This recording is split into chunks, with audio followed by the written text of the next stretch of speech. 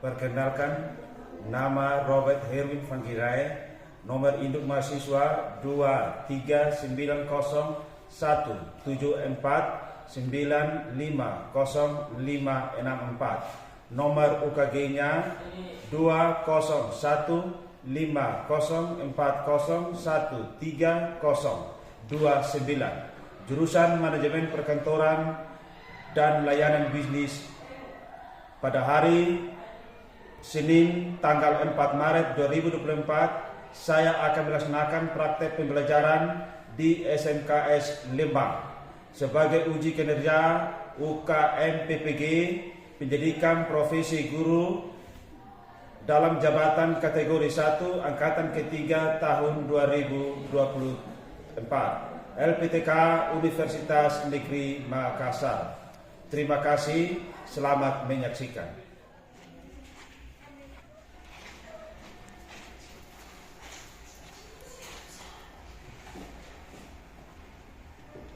Selamat pagi anak-anak. Pagi, Pak. Semangat hari ini? Semangat. Oke, hari ini kita akan belajar tentang materi yang baru, yaitu manajemen perkantoran. Ya. Nah, sebelum kita mulai, terlebih Pak minta salah satu di antara kalian untuk membawa kita dalam doa. Waktu Pak, persilakan.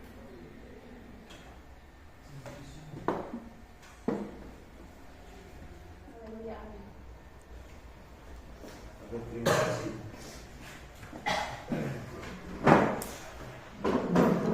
Sebelum kita mulai materi ini, terlebih Pak absen terlebih dahulu. Biar dilihat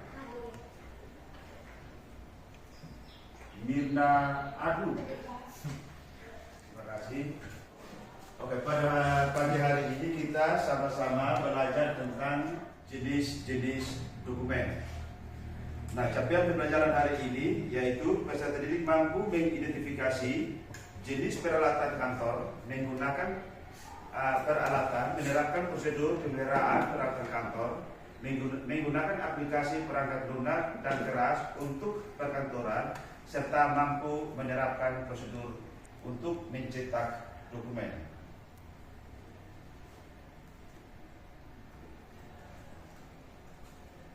Nah, tujuan pembelajaran hari ini adalah siswa mampu mengidentifikasi jenis dokumen yang ada dan menganalisis dokumen yang sering digunakan dalam perkantoran. Tujuan pembelajaran yang kedua adalah siswa dapat menjelaskan prosedur penanganan dokumen kantor dengan menggunakan bahasa sendiri secara langsung dengan sub perusahaan. Yang ketiga, siswa dapat mengidentifikasi jenis sarana dan prasarana pengolahan dokumen sesuai dengan kebutuhan. Nah, kegiatan kita hari ini yaitu mengidentifikasi jenis-jenis dokumen sebanyak mungkin untuk disajikan dan dijawab melalui kegiatan belajar. Mengumpulkan data atau informasi yang relevan untuk menjawab pertanyaan yang telah diidentifikasi melalui gambar atau internet. Peserta didik dibagi menjadi 4 kelompok, yang setiap kelompok itu terdiri dari 5 peserta untuk memperhatikan gambar atau video untuk berdiskusi. Berdiskusi dalam beberapa kelompok nanti mengumpulkan informasi dan mempresentasikan ulang, saling tukar informasi dalam kelompok. Berarti di dalam sebentar kita mulai dalam kelompok itu kalian harus bertukar pikiran satu dengan yang lainnya. Yang berikutnya lagi, peserta didik mempresentasikan hasil diskusi kelompok secara klasikal tentang materi profil di dunia kerja.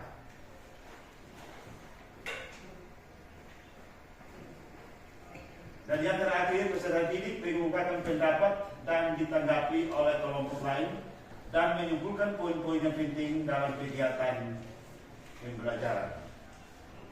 Nah, dari tadi kita sudah sama-sama baca, kita sudah tahu tentang topik jenis dokumen. Sudah tentu bahwa kalian pasti ada tanda tanya di dalam diri kalian sendiri. Apa itu dokumen? Nah, sebelum kita masuk ke dalam materi selanjutnya, kita harus tahu tentang pengertian dokumen. Nah, di sini pengertian dokumen menurut Kamus Bahasa Indonesia adalah sesuatu yang tertulis dan tercetak yang dapat dipergunakan sebagai bukti atau keterangan. Pak ulangi lagi, pengertian dokumen menurut Kamus Bahasa Indonesia adalah sesuatu yang tertulis atau tercetak yang dapat dipergunakan sebagai bukti atau keterangan. Pengertian yang berikutnya lagi, yaitu menurut Kamus Kepegawaian Dokumen, dalam dunia pengelola arsip, Kamus Kepegawaian Dokumen juga memiliki definisi dokumen tersendiri yang dapat diartikan ada dua, yaitu secara umum dan secara spesifik atau secara khusus. Secara umum meliputi semua catatan tertulis baik yang dicetak maupun tidak. Yang kedua, secara umum atau spesifik disebut sebagai semua benda yang mempunyai keterangan di dalamnya yang dipilih untuk dikumpulkan, disusun, disediakan, dan juga disebarkan. Nah, dokumen menurut Kamus Kepegawaian diartikan sebagai semua catatan tertulis baik tercetak maupun tidak tercetak dan segala benda yang mempunyai keterangan-keterangan terpilih untuk dikumpulkan, disusun, disediakan, atau untuk disebarkan. Nah, di sini kita lihat jenis-jenis dokumennya. Ya, jenis-jenis dokumen. Ya, jenis-jenis dokumen. Dokumen ada banyak jenisnya. Dapat dibedakan berdasarkan beberapa hal, yakni dari kepentingan atau fungsi dan visinya sebagai berikut. Yang pertama adalah jenis dokumen berdasarkan kepentingan, yaitu dokumen berdasarkan kepentingan terdiri dari dokumen pribadi, dokumen niaga, dan dokumen sejarah dan dokumen pemerintah. Berarti di sini ada 4 ya, ada 4 dokumen. Ya, yaitu yang pertama dokumen pribadi adalah dokumen yang menyangkut kepentingan perorangan. Contohnya dokumen pribadi itu KTP, SIM, dan ijazah. Ini dokumen pribadi. Yang kedua adalah dokumen niaga, adalah dokumen yang berkaitan dengan perniagaan berupa surat-surat berharga yang dapat digunakan sebagai alat pembayaran. Contoh adalah dokumen niaga itu adalah cek, obligasi, packing list, faktur, kwitansi, surat pengantar, dan bill of lading, saham, dan letter of credit.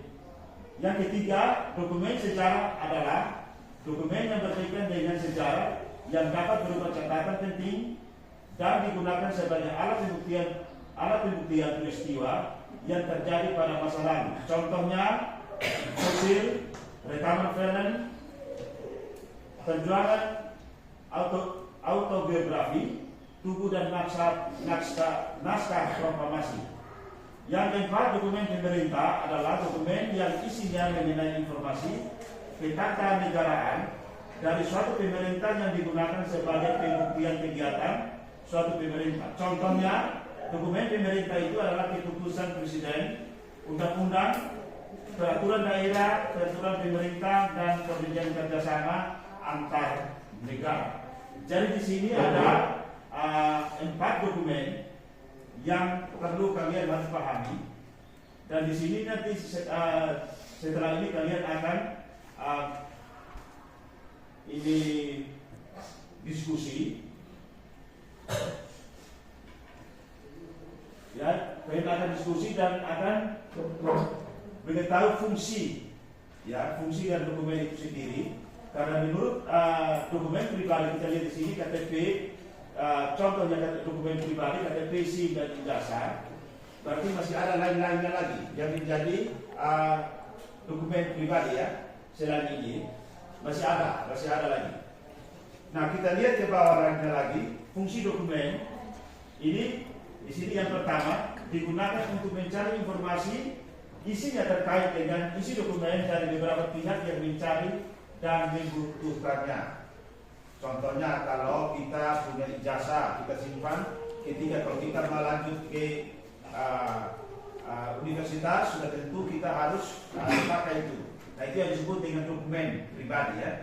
Yang berikutnya lagi dipakai untuk menjamin kebutuhan dan kesediaan dan keautentikan informasi yang telah dimuat dalam sebuah dokumen.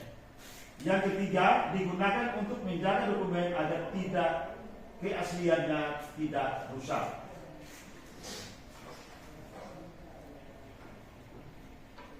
Merupakan alat bukti mengenai sebuah keterangan suatu jenis dokumen, digunakan sebagai alternatif penyimpanan dan penyelamatan fisik dan dari sebuah dokumen.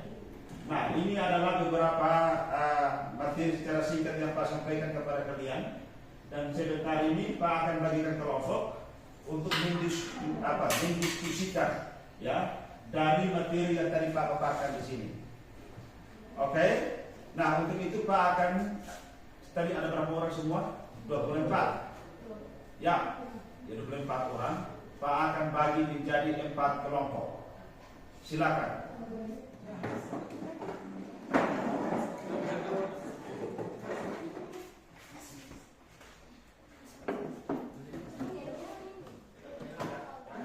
Oke, Pak akan bagi RKPD-nya serta dengan gambar-gambar untuk kalian mengidentifikasi ya.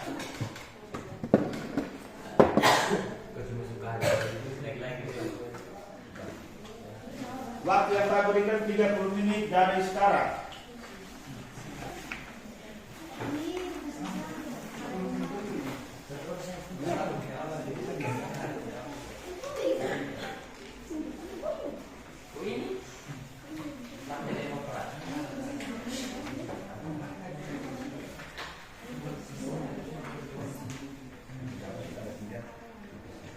Jadi masing-masing kelompok 1 nomor.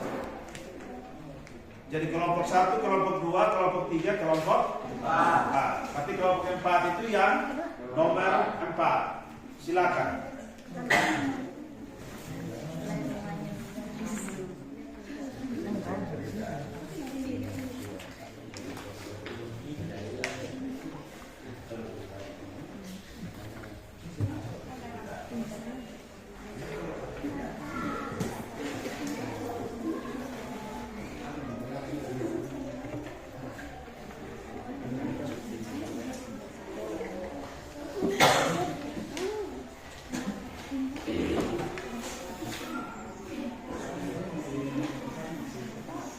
Kalau ada kendala, ketuk meja, angkat tangan dan bertanya ya.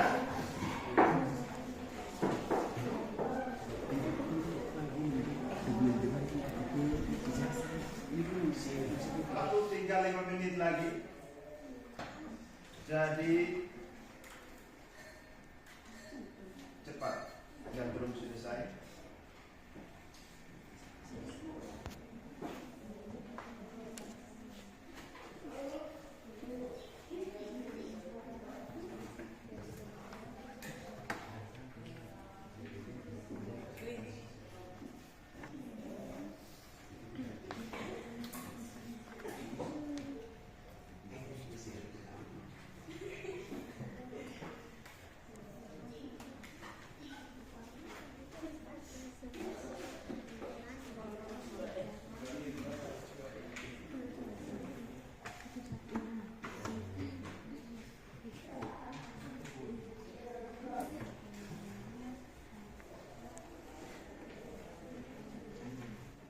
Waktu sudah selesai dan dari masing-masing kelompok Pak izinkan salah satu setiap kelompok itu maju ke depan untuk mempresentasikan hasil diskusi kalian.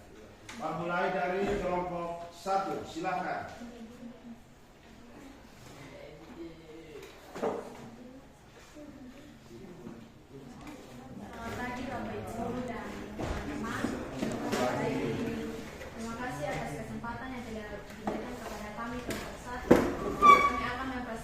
Hasil diskusi kami. Yang pertama, surat dinas dan surat pribadi. Surat pribadi dan surat dinas memiliki perbedaan, masing-masing memiliki 5 perbedaan. Yang pertama, surat pribadi. Surat pribadi ditulis untuk berkomunikasi dengan seseorang secara personal. Yang kedua, tidak ada nomor surat. Yang ketiga, untuk berkomunikasi dengan keluarga, teman, atau orang yang kita sayangi secara personal. Yang keempat, surat pribadi berisi pesan-pesan yang bersifat pribadi, seperti pengalaman pribadi, perasaan, atau cerita tentang kehidupan sehari-hari. Yang kelima, gaya bahasa yang digunakan dalam penulisan surat pribadi dan surat dinas berbeda. Yang kedua, surat dinas. Surat dinas ditulis untuk kepentingan bisnis atau pemerintahan. Yang kedua, ada nomor surat. Yang ketiga, menyampaikan informasi atau instruksi secara resmi kepada pihak lain. Yang keempat, surat dinas harus ditulis dengan format yang benar dan menggunakan bahasa formal agar mudah dipahami. Yang kelima, mengetahui informasi atau instruksi yang disampaikan secara jelas dan tepat. Sekian dan terima kasih. Kelompok 2 belum selesai. Oke, kelompok 3 dulu. Saya akan mempresentasikan hasil kerja kelompok kami kelompok 3 dengan soal buku teks pelajaran sebagai dokumen atau fungsi. Fungsi atau penggunaan buku teks pelajaran yaitu ada 4. Bagian pertama, membantu peserta didik dalam melaksanakan kurikulum karena disusun berdasarkan kurikulum yang berlaku. Yang kedua, menjadi pegangan guru dalam menentukan metode pembelajaran. Yang ketiga, memberi kesempatan bagi peserta didik untuk mengulangi pelajaran atau belajar berbeda. Dan yang terakhir, memberikan pengetahuan bagi peserta didik maupun bagi pihak sekian.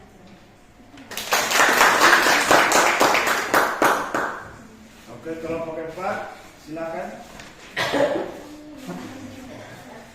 Terima kasih atas waktu dan kesempatan yang telah diberikan untuk kami kelompok 4 untuk menyampaikan kembali hasil diskusi kami.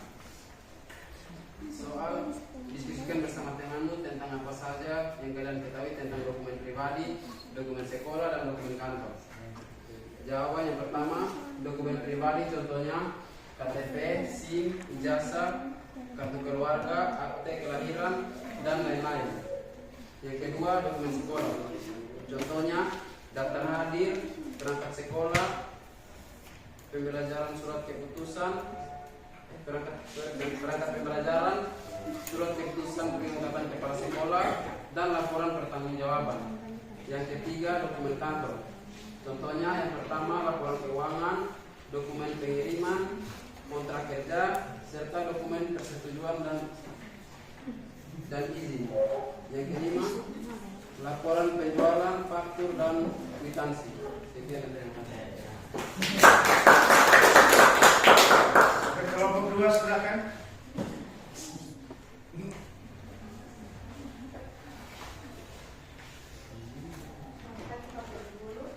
Selamat pagi. Terima kasih waktu yang diberikan kepada saya. Waktu yang diberikan kepada kami kelompok 2 untuk Presentasikan. mempresentasikan hasil.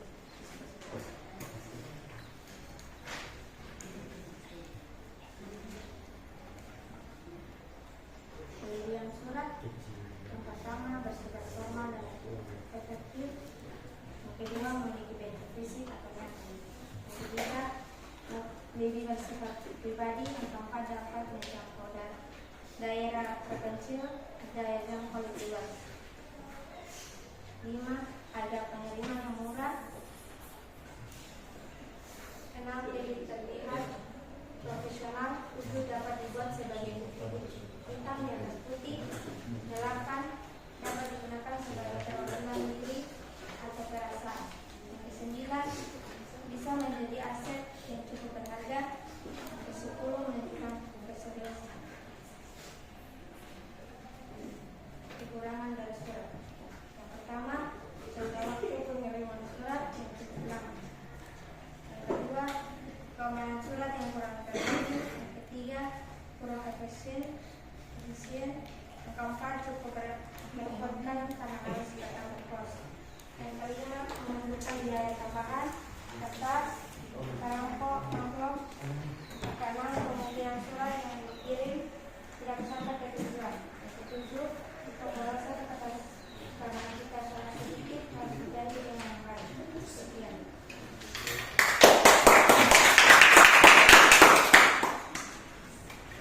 Oke, terima kasih atas presentasi kalian yang dari sejak awal tadi kalian sudah bisa membedakan mana yang dokumen, yang kedua fungsinya, manfaatnya, kelebihan dan kekurangannya.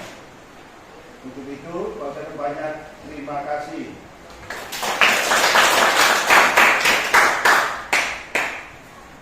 Pak beri kesempatan kepada kalian untuk bertanya. Waktu Pak persilakan.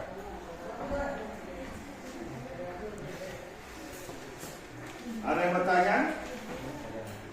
Angkat tangan dulu dari kelompok mana yang mau bertanya? Kelompok? Ya? Kelompok 3, silakan. Bagaimana cara membedakan surat resmi dan tidak resmi serta apa manfaatnya? Terima kasih. Bagaimana cara membedakan surat resmi dan tidak resmi? Nah, untuk membedakan surat resmi dan tidak resmi itu, kalau surat tidak resmi itu dia punya ciri-cirinya tadi dari kelompok 1 tidak salah dia sudah sampaikan bahwa tidak punya nomor surat. Itu surat tidak resmi ya. Nah, ciri-ciri surat tidak resmi itu contohnya kalau kita membuat surat kirim kasih keluarga, teman atau orang tua yang di seberang. Nah, itu adalah surat yang tidak resmi. Kenapa? Karena kita memakai bahasa kita sendiri, bahasa kita sehari-hari. Nah, kalau surat resmi itu adalah surat yang ciri-cirinya itu mempunyai nomor surat. Ada kopnya, ada tanggalnya, nomor suratnya, dan isi suratnya di situ singkat, padat dan jelas. Dan pasti di bawah itu ada parafnya, tanda tangan dari kantor mana, dari dinas mana, pasti ada. Itu perbedaan antara surat resmi dan tidak resmi. Nah, kalau manfaat suratnya di sini, manfaat surat itu, ya, manfaat surat itu adalah satu, dia mendukung apa? Surat resmi ya, dia mendukung kegiatan dalam proses contohnya di kantor. Ya, mendukung proses kegiatan administrasi supaya berjalan dengan baik. Yang kedua, surat resmi itu berarti dia menjaga kerahasiaan, rahasia. Berarti hanya orang tertentu yang bisa tahu, tidak bisa semua orang tahu. Beda dengan surat tidak resmi. Surat tidak resmi bisa saja orang bisa buka, bisa baca, mengetahui apa yang kita mau, pasti ada. Contohnya kalau kita punya rumah dekat, kita kirim contohnya di Kupang, kita kirim, itu pasti yang kita titip lewat ini apa teman atau orang atau telepon pasti mereka buka, tahu tentang isi surat tersebut. Nah, jadi demikianlah ini apa fungsi ini apa manfaat dari surat-surat tersebut. Oke, terima kasih.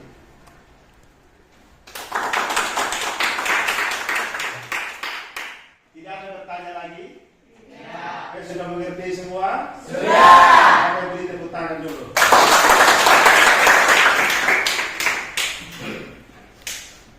Oke, dari tadi kalian sudah mengerti, maka Pak akan menguji kalian dengan beberapa soal di sini untuk mengetahui apa yang tadi kalian sudah pahami tadi. Jadi materi yang Pak sampaikan baik secara langsung melalui video maupun melalui gambar yang Pak sajikan. Setelah itu Pak berikan waktu 10 menit dan selesai kalian kumpul ya. Ya. Oke, silakan kerja. Waktu yang Pak berikan 10 menit dari sekarang.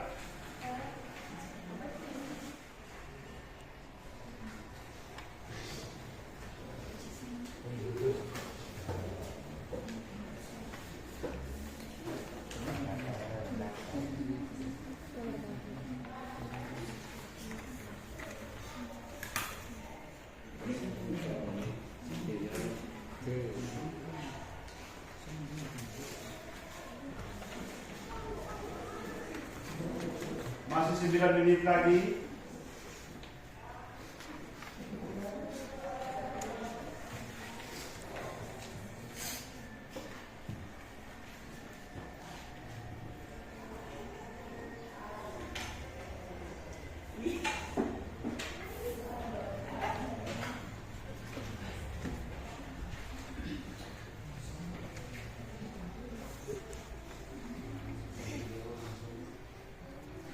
Masih 5 menit.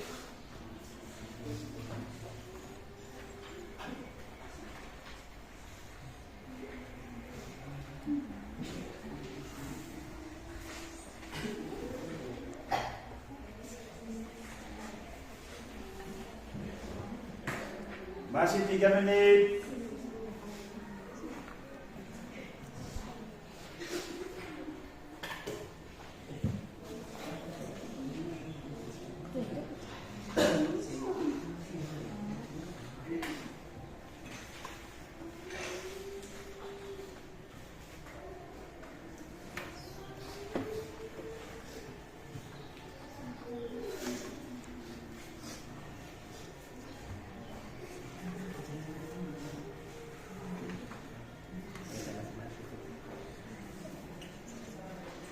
Satu menit lagi.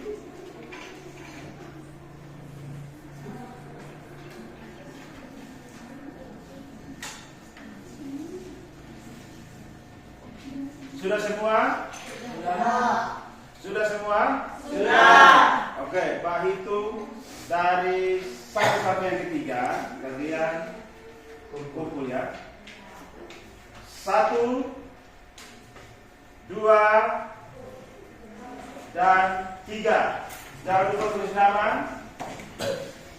Kumpul di Pak punya meja. Silakan.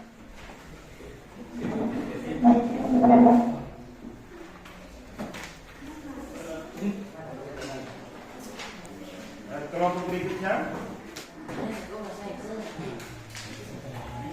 Kelompok berikutnya lagi, kelompok 3. Oh ya, kelompok 4. Kelompok 3. Sudah selesai? Sudah. Oke, sekali lagi Pak berikan tepuk tangan dulu.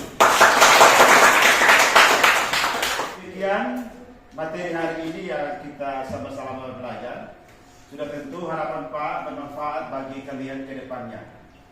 Dan materi selanjutnya yang kita belajar minggu depan yaitu kita bagaimana cara membuat surat pribadi dengan surat resmi. Dan jangan lupa belajar di rumah. Sekian dan terima kasih. Akhir dari pembicaraan kita hari ini, Pak minta salah satu ke depan untuk berdoa. Waktu Pak, silakan.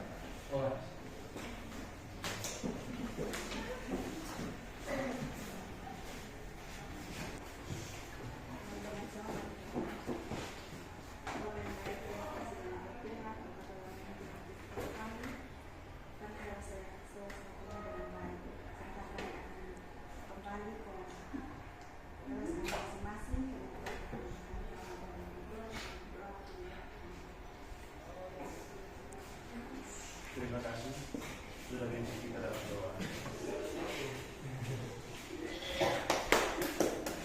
Oke, hanya itu saja. Sampai jumpa minggu depan. Pak minta 2 orang untuk ke depan menyimpan, bantu Pak menyimpan di laptop dengan fokus. Oke, silakan.